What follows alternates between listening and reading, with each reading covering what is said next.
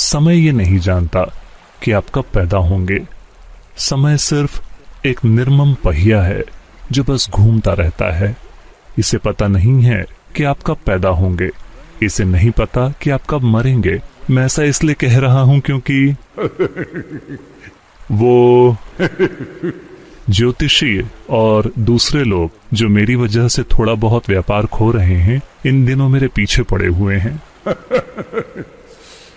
क्योंकि समय ये नहीं जानता कि आप कब पैदा होंगे, आप कब मरेंगे। लोगों को लगता है कि ये समय में लिखा है। नहीं, समय एक निर्मम पहिया है, ये घूमता रहता है। ये आप हैं। अपने कार्मिक पदार्थ, अपनी बुद्धि और वर्तमान कर्म के आधार पर अगर आप इसकी सवारी करते हैं, अगर आप पहिए की सवारी करते हैं, तो आपका जीवन का अनुभव शानदार होगा। अगर आप नीचे गिर जाते हैं तो समय रुकेगा नहीं, यह आपके ऊपर से लुढ़क जाएगा। ये किसी भी दूसरे पहिए की तरह ही है। तो समय खुद कोई चीज नहीं जानता, ये एक निर्दयी ताकत है। लेकिन ये वही निर्दयी ताकत है जो हमारे जीवन का एक मुख्य अवयव है, कम से कम 50% निश्चित रूप से। अगर आप अपनी ऊर्जाओं को अपने हाथों में ले लेते हैं, फिर आप उसे दबाकर समय की हिस्सेदारी या भूमिका को कम कर सकते हैं। आप इसे 40% बना सकते हैं, 30% बना सकते हैं, 20% बना सकते हैं, वरना ये अपनी भागीदारी या अपनी भूमिका को बढ़ा देगा। अगर आप ज्यादा कुछ नहीं कर रहे हैं, अगर आप अपना नियंत्रण खुद नहीं संभाल रहे हैं, तो ये 90% बन सकता है। ऐसे लोग हमेशा ये देखते रहते हैं कि कौन सा अच्छा समय है, कौन सा बुरा समय है, सितारे कहाँ घूम रहे हैं, क्या हो रहा है, क्योंकि आपने समय को अपने जीवन का एक बड़ा हिस्सा बनने दिया है। आपने अपनी ऊर्जाओं को अपने हाथों में नहीं लिया है। तो ये एक ऐसा समय है जब आपके पास थोड़ा समय है, बेहतर होगा कि आप इसकी सवारी करना सीख लें।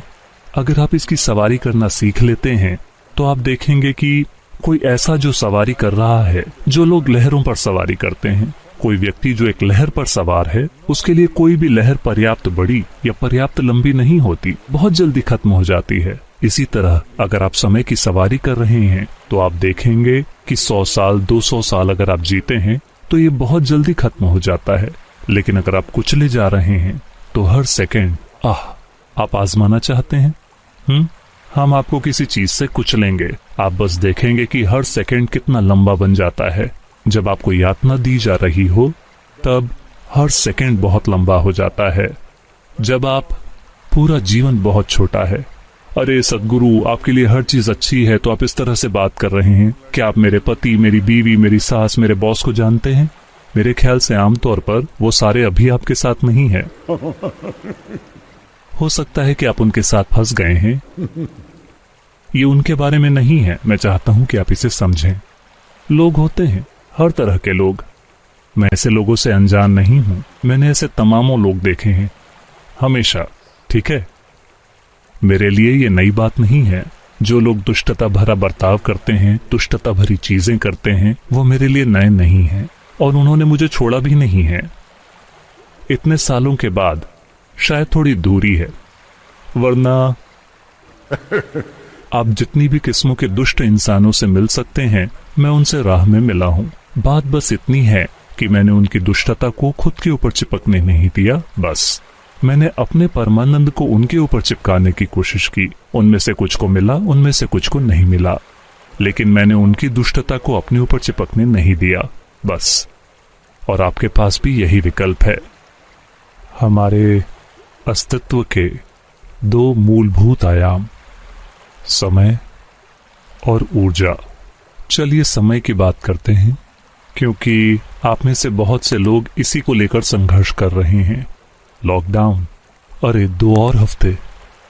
तो जैसा कि कई तरीकों से हमने ये कहा है, एक इंसान के लिए समय बहुत कम है।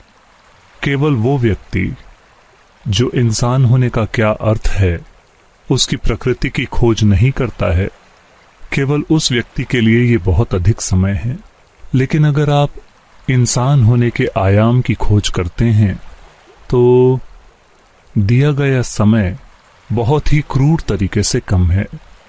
इस बात का ज्यादातर लोगों को एहसास सिर्फ तभी होता है जब मौत का पल आता है।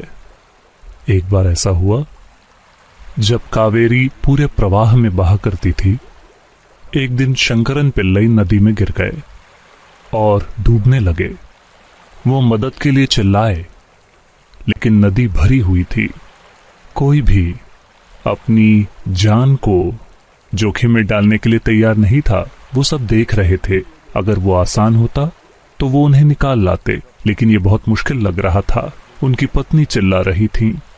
फिर वो पानी में नीचे चले गए और जब वो ऊपर आए तो वो चिल्लाए, जो कोई भी मेरी जान बचाएगा मैं उसे 1 करोड़ दूंगा। फिर 2 जवान लड़कों ने एक दूसरे को देखा और कहा क्यों नहीं, और वो नदी में कूद गए। वो गए और उन्हें बाहर खींच लाए और उन्होंने कहा ठीक है, अब आप जिंदा हैं। 1 करोड़? शंकरन पिल्लई ने कहा 50 लाख। लड़कों ने कहा आपने 1 करोड़ कहा था, लेकिन मैं केवल आधा डूबा था। मैं पूरी तरह से नहीं डूबा था, मैं केवल आधा डूबा था, मैं ऊपर भी आ रहा था। तो अगर आप मुर्दे को निकालते हैं तो आपको 1 करोड़ मिल सकते हैं, क्योंकि वैसे भी आपके पास जितने भी करोड़ हैं आप उसे पीछे छोड़कर चले जाएंगे। आपको कभी भी कोई अंतिम संस्कार नहीं छोड़ना चाहिए, जिसे भी आप जानते हैं। कोई व्यक्ति जो मर जाता है, आपके दोस्त रिश्तेदार, आपको हमेशा जाना चाहिए। भारत में ही अनिवार्य है, भले ही आप शादियों के लिए ना जाएं, ये कार्यक्रम वो कार्यक्रम, कोई बात नहीं। जब मौत होती है तो आपको वहां होना ही चाहिए। ये एक बहुत अच्छी चीज है।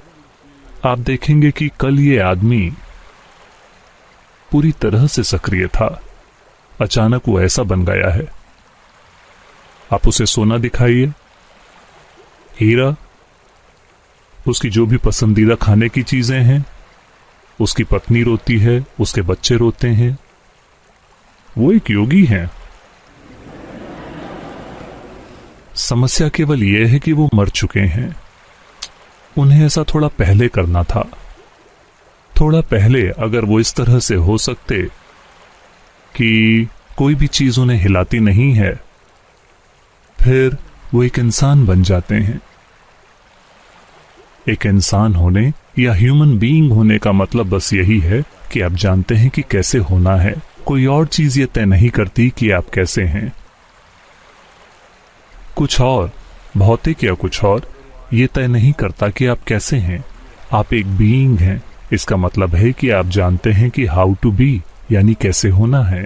हम जिस तरह के खेल खेलते हैं हम खेलते हैं। हर किसी को कुछ न कुछ खेलना पड़ता है।